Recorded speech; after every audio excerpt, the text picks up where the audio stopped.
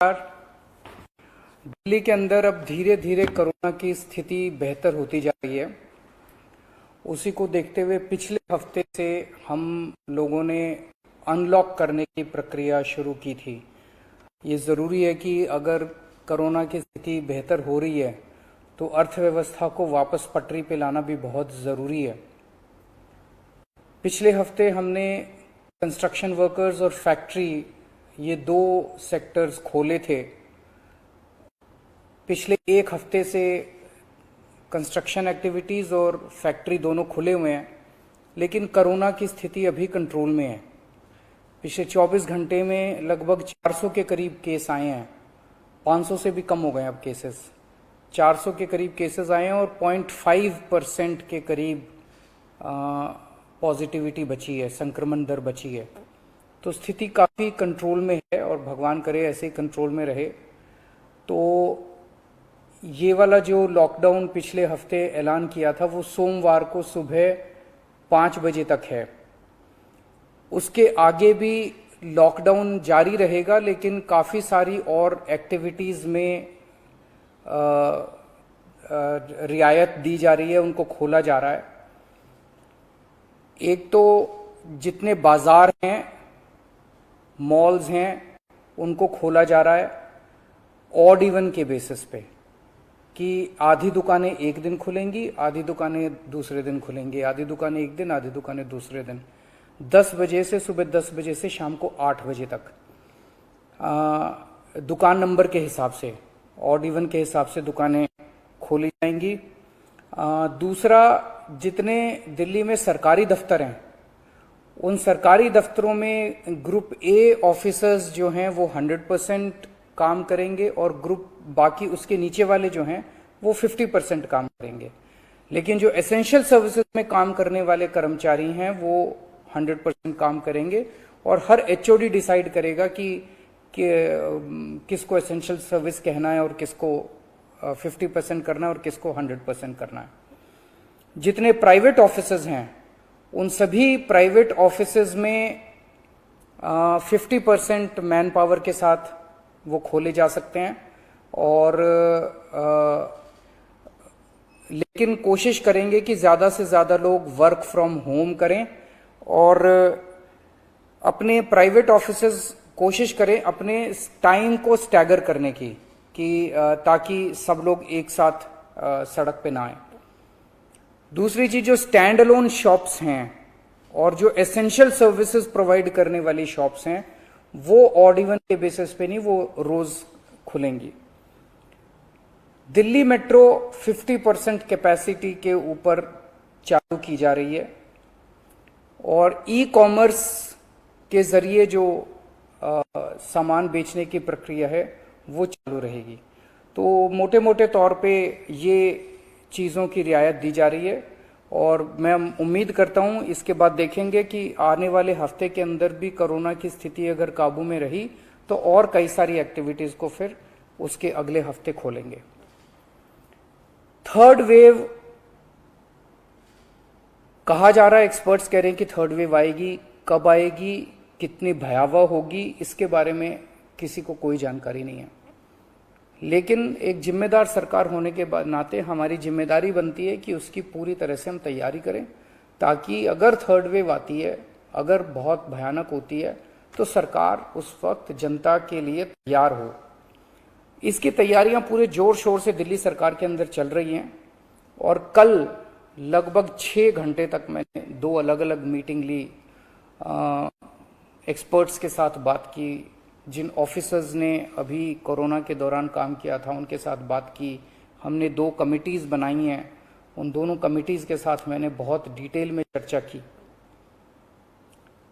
एक चीज़ हम लोगों को ये तय करनी थी, इस बार कोरोना की जो पीक आई थी, मतलब एक दिन में मैक्सिमम कितने केस आए, लगभग 28,000 के करीब केसेस आए थे एक दिन में, 22 या 23 अप्रैल के आसपास। अगली पीक कितनी हो सकती है, तो ये तय किया गया कि अगली पीक 37,000, एक्सपर्ट्स के साथ बात करके, ऑफिसर्स के साथ बात करके, सबके साथ बात करके, कि 37,000 पीक मान के इसकी तैयारी शुरू की जाए। इसका मतलब ये नहीं है कि अगर इससे ज्यादा की पीक आएगी तो हम तैयार नहीं हैं, हम उसके लिए भी तैयार हैं, लेकिन एक तरह से 37,000 के बेस के ऊपर अगर हम तैयार हो गए तो फिर अगर उससे भी कहीं ज्यादा पीक आती है तो उसकी भी तैयारी हम लोग, उसकी भी, अगर 37,000 की तैयारी हमारी है तो फिर मान लीजिए और ज्यादा आती है तो उसकी तैयारी तो होगी उसके लिए हम ज्यादा तैयार हो पाएंगे।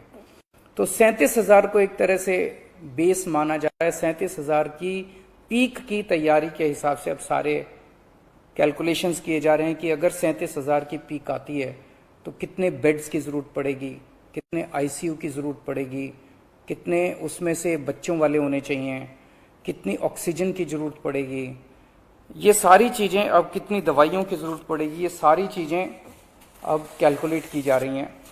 एक पीडियाट्रिक टास्क फोर्स अलग से बनाई गई है। वो पीडियाट्रिक टास्क फोर्स ये तय करेगी कि जितने हमारे ऑक्सीजन बेड्स होंगे उसमें से कितने बच्चों के होने चाहिए, जितने आईसीयू बेड्स होंगे उसमें से कितने बच्चों के होने चाहिए।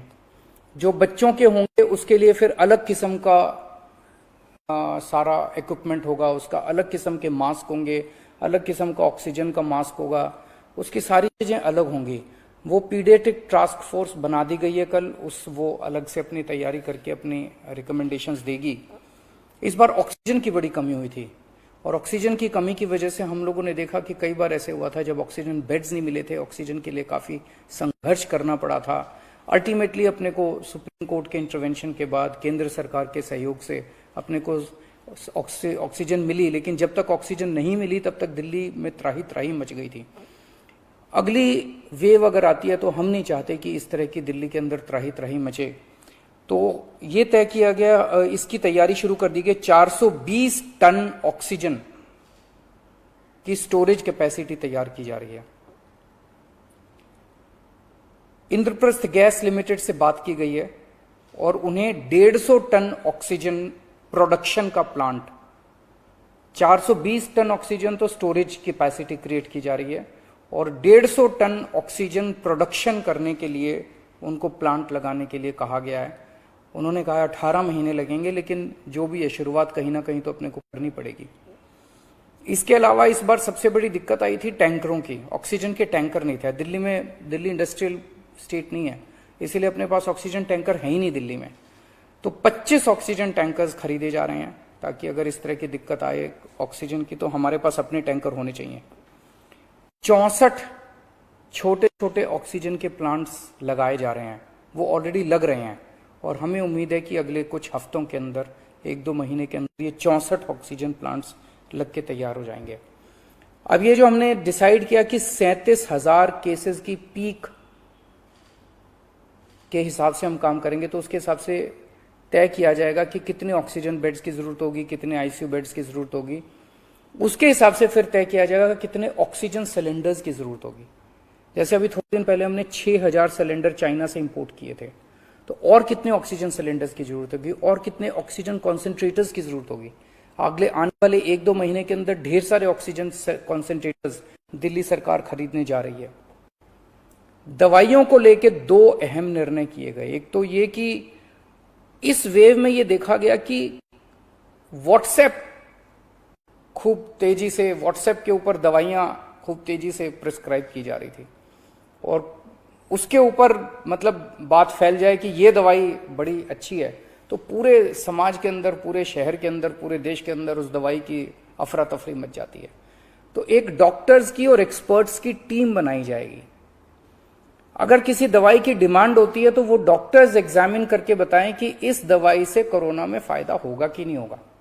अगर डॉक्टर कहते हैं होगा तो सरकार उस दवाई को मुहैया कराने की कोशिश करेगी, और डॉक्टर अगर कहते हैं कि ये दवाई बिल्कुल बेकार है, इससे कोरोना में कोई फायदा नहीं होगा और लोग इसके पीछे भागना बंद करें, तो जनता को उसके बारे में जागरूक किया जाएगा कि इस दवाई के पीछे भागना बंद कीजिए। एक ये। दूसरा, जो जो इंपॉर्टेंट दवाइयां हैं उनकी लिस्टें बना ली गई हैं, उसका कितना बफर, कितना स्टॉक चाहिए होगा उतना बफर स्टॉक क्रिएट किया जाएगा। एक्सपायरी डेट्स किस दवाई की कितनी है, एक्सपायरी डेट्स को ध्यान में रखते हुए उन सभी दवाइयों का बफर स्टॉक क्रिएट किया जा रहा है, ताकि अगर जरूर, और प्राइवेट अस्पतालों के भी आदेश दिए जा रहे हैं कि वो भी अपने बफर स्टॉक्स इस तरह से तैयार रखें ताकि अगर महामारी आती है तो हम उसके लिए तैयार रहें। इसके अलावा 2 जीनोम सीक्वेंसिंग लैब्स बनाई जा रही हैं एलएनजेपी हॉस्पिटल में और आईएलबीएस में, ताकि हमें भी पता रहे कि दिल्ली के अंदर जो भी वेरिएंट आ रहा है वो वेरिएंट कौन सा वेरिएंट है, पुराने वाला है या कोई नया वेरिएंट आ गया है, और हमें इस बारे में क्या एहतियात बरतने की ज़रूरत है, हम एक्सपर्ट से पूछ सकते हैं। तो ये बहुत सारी चीज़ें कल चर्चा हुई, ये कुछ चीज़ें मैंने आपको बताई हैं और आपको यही आश्वासन देना चाहता हूं कि आपकी सरकार पूरी तरह से 24 घंटे लगी हुई है इसमें। मैं उम्मीद करता हूं कि अब कोई तीसरी वेव नहीं आनी चाहिए, उसके पहले हम कोशिश करेंगे अपने लोगों को वैक्सीनेट कर दें, लेकिन अगर तीसरी वेव आती है तो लोगों को तकलीफ नहीं होनी चाहिए, इसके बारे में हम पूरी कोशिश करेंगे। नमस्कार।